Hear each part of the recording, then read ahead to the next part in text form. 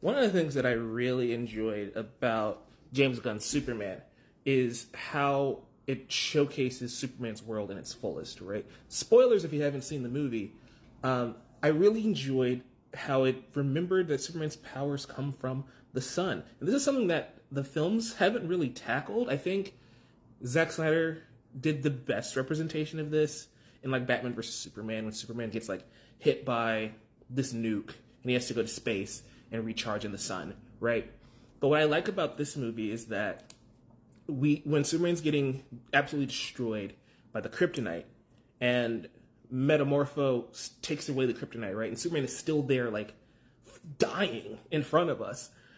And Metamorpho's like, hey, don't you heal super quickly? And Superman's like, I get healed by the sun.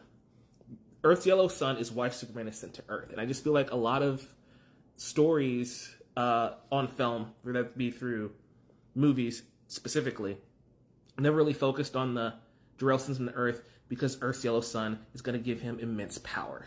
Especially in this version of the character, it makes sense why Jor-El would send him to Earth to amass so much power. But as Superman is dying there, right, Metamorpho has to create something sun-like. And I just think it's interesting. I hope the DC universe continues to do this going forward with this character.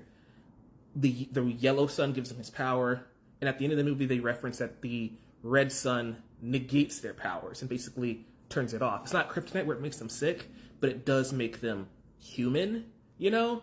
And so playing around with that technology, or like having him go to a world that's under a red sun, and how does he get his way out of situations?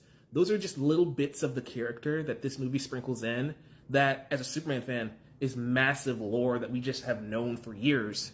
But the movies have never really taken advantage of that. And I'm hoping, as we move forward throughout this franchise, we get to see more things like that. Like maybe him being susceptible to magic, and magic characters being able to get the jump on him is something, again, we haven't really tackled.